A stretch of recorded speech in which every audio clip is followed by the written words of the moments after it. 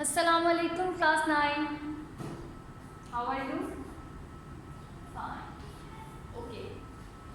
What we have learnt on Friday, we learnt about complex numbers, iota, imaginary numbers. इन सब के बारे में ही पढ़ा था ना.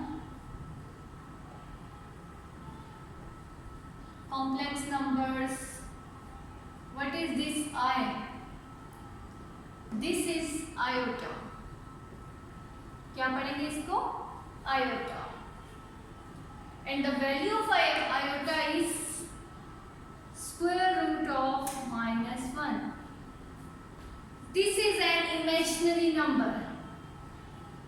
This is an imaginary number. Imaginary number means कि ये रियल में एग्जिस्ट नहीं करता, लेकिन हमारे पास कुछ ऐसे क्वेश्चंस आ जाते हैं जिनमें आपको स्क्वायर जब लेना पड़े तो वो होता है -1. For example x square plus 1 is equal to 0. This is an equation. और जब आप इसमें x की वैल्यू फाइंड आउट करेंगे तो definitely you will move this -1 to the right side and it will become x square is equal to -1. We need only the value of x. तो x की वैल्यू चाहिए, तो इसलिए हम क्या करेंगे, दोनों साइड पे स्क्वायर रूट्स लेंगे. x square is equal to -1 square root. ये तो 2 के साथ स्क्वायर रूट के साथ कटिंग हो गया, x आ गया. And the square root of -1 is not possible. Square root of -1 does not exist. तो इसलिए कि जब ऐसे नंबर्स आ जाए जिनका स्क्वायर रूट नेगेटिव हो, ठीक है, स्क्वायर रूट नेगेटिव का मतलब ये है कि स्क्वायर रूट के अंदर नेगेटिव साइन हो, तो ऐसे एक नंबर्स एग्जिस्ट नहीं करते. उन नंबर्स को हम शो करने के लिए हमने इमेजिनरी नंबर्स डिज़ाइन कर लिए साइंटिस्ट ने, और उनमें एक इमेजिनरी नंबर है iota. And the value of iota is -1. Okay. उसके बाद हमने देखा कॉम्प्लेक्स नंबर्स क्या होते हैं. Numbers of the form a plus iota b. Numbers of the form like a plus iota b are called complex numbers. Okay, where a and b are real numbers. A and b are real numbers. For example, 2 plus 3 iota. Okay, 2 plus 3 iota. आप इसमें 2 और 3 तो real numbers है ना, exist करते हैं, and iota is imaginary. Complex numbers का जो सेट होता है उसको हम रिप्रेजेंट करते हैं z से, स्मॉल z. कैपिटल Z से क्या रिप्रेजेंट करते हैं, कौन सा सेट रिप्रेजेंट किया जाता है? यस, कैपिटल Z जो होता है उससे हम रिप्रेजेंट करते हैं set of integers. Set of integers. और जो स्मॉल z होगा उससे हम रिप्रेजेंट करेंगे सेट ऑफ कॉम्प्लेक्स नंबर्स. तो हम इस तरह से लिखते हैं, ये z is use to denote complex number, और जब हम इसका सेट फॉर्म में लिखते हैं तो ये इस तरह से आता है, c is equal to a plus iota b such that a and b are real numbers. a and b belongs to real numbers and iota is equal to -1. This is the set of complex numbers. Okay. आज हमने देखना है कि हम iota के powers को कैसे calculate कर सकते हैं. okay? आयोटा की जो पावर्स हैं कुछ, उनको हमने कैलकुलेट करना है. फॉर एग्जाम्पल, अगर हमारे पास है, ये बात आपने याद रखनी कि सिर्फ हमें वैल्यू पता है आयोटा स्क्वायर की, विच इज इक्वल टू -1. सिर्फ हमें ये वैल्यू पता है कि आयोटा स्क्वायर जो है वो -1 एक्सरसाइज इज 2.5. ओके, एक और बात कि आपके पास नेगेटिव नंबर्स का स्क्वायर जो होता है that is always positive. Square of negative number is always positive. For example, अगर -2 है, इसका आप स्क्वायर लेंगे तो ये होगा -2 multiply -2, minus minus plus 2 times 4. तो यहाँ से हमें पता चल गया कि नेगेटिव नंबर्स का स्क्वायर इज ऑलवेज पॉजिटिव. इसी तरह नेगेटिव नंबर्स का जो क्यूब होता है दैट इज ऑलवेज नेगेटिव. ये दो बातें आपने याद रखनी है इस एक्सरसाइज को सॉल्व करने के लिए. Square of negative number is positive and cube of negative number is negative. Okay, evaluate iota 7. जी, अब हमने इसको इवेल्युएट करना है और मैंने आपको बताया है कि हमें सिर्फ ये पता है कि iota square is equal to -1. तो ये प्रॉपर्टीज भी कुछ रिकॉल कर लेते हैं. हमने लास्ट एक्सरसाइज में कुछ प्रॉपर्टीज पढ़ी थी कि अगर हमारे पास होगा a⁻m इंटू a⁻n, तो ये क्या हो जाती है, पावर्स बेसिस अगर सेम हो तो पावर्स क्या हो जाती हैं, 8. इसी तरह अगर हमारे पास a⁻6 है तो हम इसको a⁻3 इंटू a⁻3 लिख सकते हैं. ओके, और एक ये भी प्रॉपर्टी हमने पढ़ी थी a⁻m इंटू n, तो ये पावर्स दोनों मल्टीप्लाई होकर क्या हो जाती है, mn. ये कुछ प्रॉपर्टीज हैं जो इन क्वेश्चंस को सॉल्व करने के लिए यूज होंगे. अब ये प्रॉपर्टी अगर हम यूज करें तो हम लिख सकते हैं iota 7 is equal to iota 6 into iota. आपने कोशिश करनी है कि एटलीस्ट एक इवन नंबर आपके पास आ जाए. ठीक है, एटलीस्ट एक इवन नंबर आपके पास आ जाए. मैंने इसको ब्रेक कर लिया है आयोटा 6 इंटू आयोटा. आयोटा 6 ने क्यों ब्रेक किया, इससे क्या फायदा होगा हमें, क्योंकि iota square into cube. Iota 6 को मैं लिख सकती हूँ 2 इंटू 3. ये प्रॉपर्टी यूज की है. 2 इंटू 3 टाइम्स 6 डॉट आयोटा. अगर हम इसको सिंप्लीफाई करें तो हमारे पास ये फॉर्म आ जाती है. अगर इसको सिंप्लीफाई करें तो हमारे पास आयोटा 7 आ जाता है. Is it clear? सबसे पहले मैंने क्या किया है, आयोटा 7 को ब्रेक कर लिया है आयोटा 6 इंटू आयोटा. आपने कोशिश करनी है कि एक आपके पास इवन नंबर आ जाए और कोशिश करें कि इवन नंबर बड़े से बड़ा रहे. 7 से पहले इवन नंबर 6 आता है तो मैंने 6 ले लिया. अब 6 को हमने ब्रेक कर लिया है 2 इंटू 3 में. और ये क्यों किया है, क्योंकि हमें आयोटा स्क्वायर की वैल्यू पता है विच इज इक्वल टू -1. इस आयोटा स्क्वायर की जगह पे मैंने लिख दिया -1. Cube as it is, iota as it is. ये तो एज इट इज रहेगा आयोटा, क्योंकि सिंपल आयोटा की वैल्यू तो हमें नहीं पता.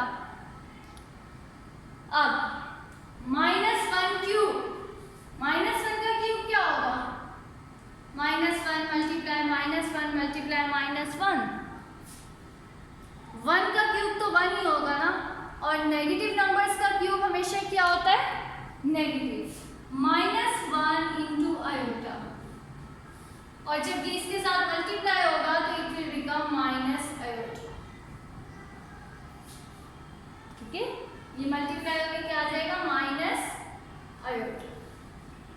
So this is how you can evaluate the imaginary numbers. See another example. Iota 50. जी, अब इसको आपने सबसे पहले तो ब्रेक करना है. आप बताएं मुझे कि इसको कैसे ब्रेक कर सकते हैं.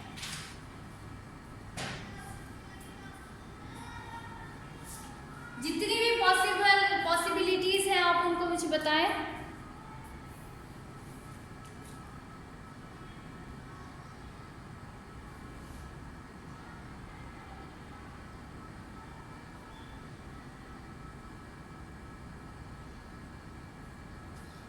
मैंने आपको बताया था कि आपने इसको जो नंबर है उससे पिछला जो इवन नंबर है उस पर ब्रेक कर लेना है। अब यहाँ दो पॉसिबिलिटीज है, आंसर आपका सेम ही आएगा। आप ये भी कर सकते हैं आयोटा 2 इंटू 25, 25 2 टाइम्स 50। इससे क्या होगा, iota square is equal to -1 raise to power 25 और आपका आंसर क्या आ जाएगा -1, क्योंकि नेगेटिव नंबर्स की आप पावर लेंगे, ऑड पावर्स होंगी जब, तो क्या आएगा, नेगेटिव ही आता है। अगर आपके पास यहाँ ऑड नंबर है तो नेगेटिव ही आ जाएगा, अगर यहाँ इवन नंबर है तो फिर क्या आएगा, पॉजिटिव।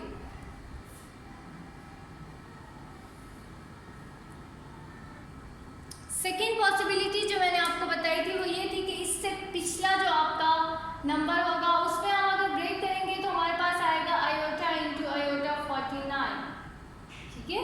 और यहाँ देखिए 49 क्या है हमारा, ये आएगा 7 इंटू 7 और आयोटा 7 को ब्रेक करने में तो हमें कोई फायदा नहीं है क्योंकि we don't know the value of iota 7। So आपने ऐसे नंबर्स को, ऐसे इसमें पार्ट्स में ब्रेक करना है जिनकी वैल्यू आपको पता हो, ओके।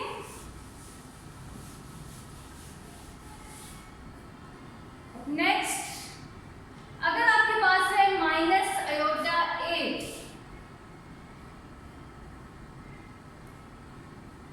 जी माइनस आयोटा 8, अब 8 को आपने ब्रेक करना है 2 रेज़ टू पावर समथिंग, तो वो क्या हो जाएगा 2 4 टाइम्स 8, सिंपली ये तो माइनस आयोटा 2 इंटू 4 2 टाइम्स 8।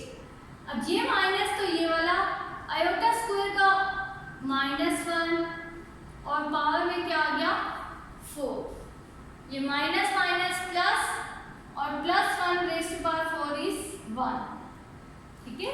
8 को मैंने 2 की पावर में ब्रेक किया है तो हमारे पास क्या आ गया है 2 रेज़ टू पावर 4, ओके। इसी तरह आपने आयोटा 5 आयोटा 27 इन सब को पार्ट्स में ब्रेक कर लेना है। Next is conjugate. कॉन्जुगेट क्या होता है, ये iota square is equal to -1, ये वैल्यू आपने याद रखनी है, ये आपसे एमसीक्यूज में पूछ सकते हैं, ओके। Next is conjugate.